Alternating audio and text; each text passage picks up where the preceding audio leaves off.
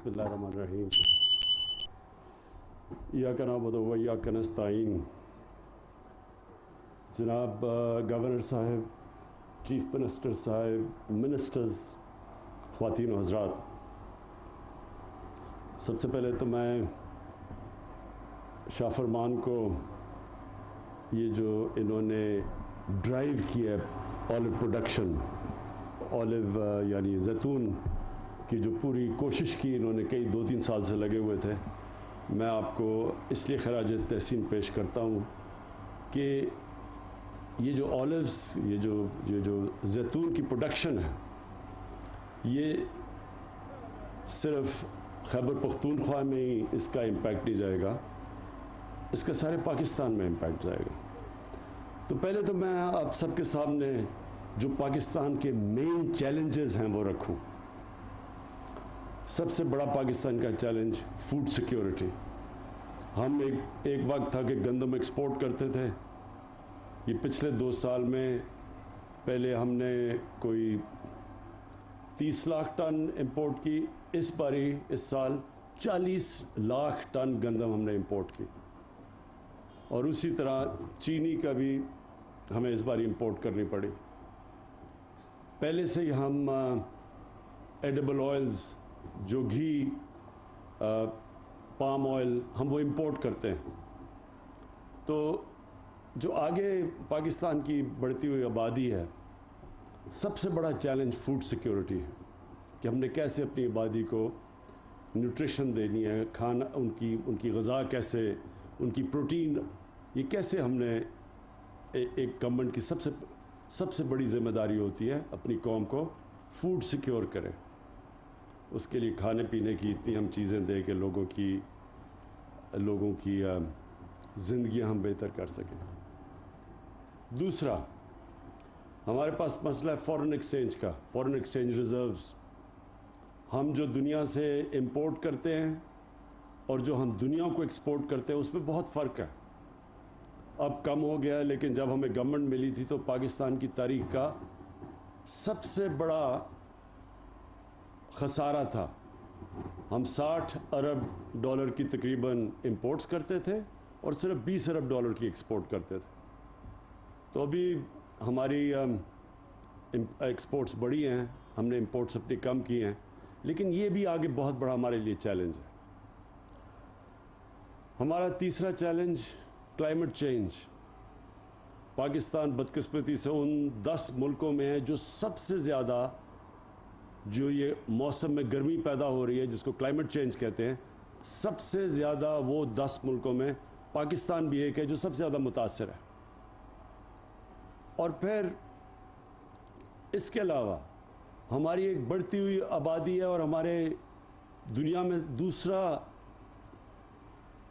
नौजवान आबादी है, यानी सेकंड यंगेस्ट पॉपुलेशन है पाकिस्तान की। तो उनको हमने नौकरियां देनी है, रोज़गार देना है, ये भी बहुत बड़ा चैलेंज है। और फिर शहरों के अंदर हमारे बड़ी तेज़ी से पोल्यूशन बढ़ रही है, आलूदगी, तो ये भी चैलेंज है। तो ये जो हम अपने 10 अरब दरख्त, 10 बिलियन ट्री सुनामी, इसका क्या, सबसे पहले इसका मकसद ये है कि जो आने वाली आगे हमारी नस्लों को सब ख़तरा क्लाइमेट चेंज से है, इससे ये जो हम 10 अरब दरख्त लगाने का हमारा चैलेंज है, इससे हम अपनी आने वाली नस्लों की हिफाजत कर रहे हैं। हम उनकी फ्यूचर को प्रोटेक्ट कर रहे हैं, अपने बच्चों की फ्यूचर प्रोटेक्ट कर रहे हैं ये सारे मुल्क में दरख्त लगाने के लिए। तो जितने भी हमारे जिनके बच्चे हैं उनको इसलिए शिरकत करनी चाहिए अपने बच्चों के लिए, जो नौजवान हमारे हैं उनको अपनी मुस्तकबिल के लिए इस 10 अरब tree tsunami, 10 billion tree tsunami में शिरकत करनी चाहिए। ये आगे मुल्क की, ये सारी दुनिया में क्लाइमेट चेंज बहुत बड़ा इशू बन गया, लेकिन हमारा मुल्क क्योंकि ज़्यादा वनरेबल है, ज़्यादा ख़तरा है, इसलिए इसमें सबको शिरकत करनी चाहिए। तो ये जो आज हम ये ऑलिव प्लांटेशंस की, ये जो जैतून के दरख्तों की हम पूरा ये आज प्लांटेशन कर रहे हैं इतने बड़े इलाके के अंदर, इसका एक तो ये मकसद है कि हम अपने मुल्क में शजरकारी कर रहे हैं। दूसरा मकसद کہ جو زیتون ہے یہ اس سے فورن ایکسچینج آ سکتا ہے. جس پیمانے پہ ہم یہاں زیتون کے درخت لگانے جا رہے ہیں, تو بجائے پاکستان اس وقت اپنا قیمتی ڈالرز اپنے خرچ کرے باہر سے ایڈیبل آئلز امپورٹ کرنے کے لیے, اگر ہم کامیابی سے یہ پوری طرح جو اب ہمارا پلان ہے سارے پاکستان اس علاقے میں جدھر زیتون لگ سکتا ہے, اور خیبر پختونخوا کے اکثر علاقوں میں لگ سکتا ہے. یہ جو دریائے سندھ ہے اس کا جو رائٹ بینک ہے سارا سلیمان رینج تک اوپر قبائلی علاقہ, یہ سب سے بہترین علاقہ ہے زیتون کے درختوں کے لیے. اور وہ علاقے بھی ایسے ہیں کہ اور کچھ زیادہ اگ بھی نہیں سکتا وہاں. وہ جو سارا سلیمان کے جو پہاڑ ہیں وزیرستان کے اندر جو میں خود دیکھے ہوئے, ادھر اور زیادہ چیزیں اگ نہیں سکتی. تو زیتون کے لیے وہ سب سے بہترین علاقے. تو یہ سارا بلوچستان تک نیچے بیلٹ جو ہے, یہ سارے علاقے کے اندر جدھر اور کوئی چیز اگ نہیں سکتی وہاں زیتون کے لیے وہ بہترین علاقے ہیں.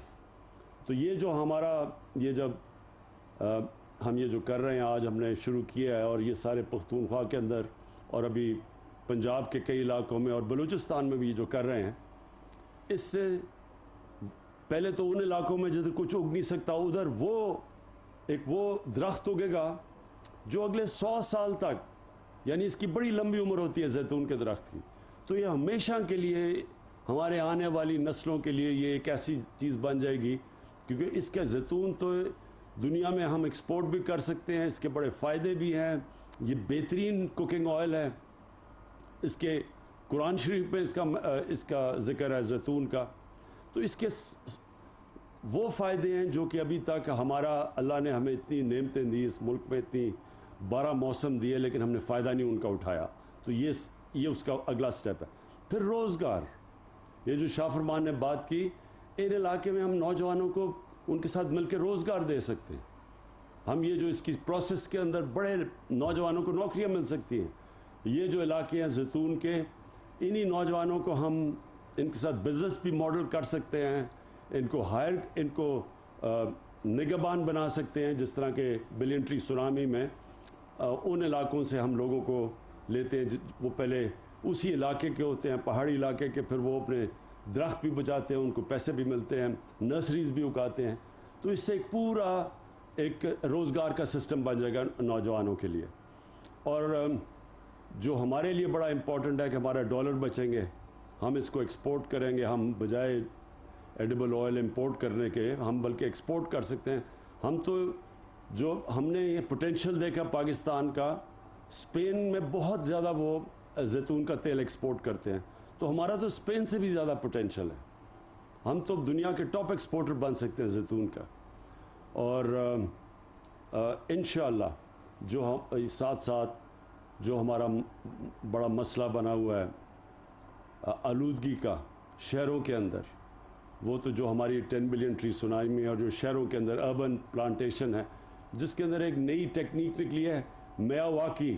یہ جاپان سے ٹیکنیک آئی ہے کہ وہ ایک ایسا انہوں نے ٹیکنیک نکالا ہے کہ وہ جو جنگل 30 سال میں اگتا ہے وہ 10 سال میں اگ جاتا ہے. اور وہ میں نے لاہور میں 50 جگہ پہ یہ ہم نے پلانٹ کروائے ہیں.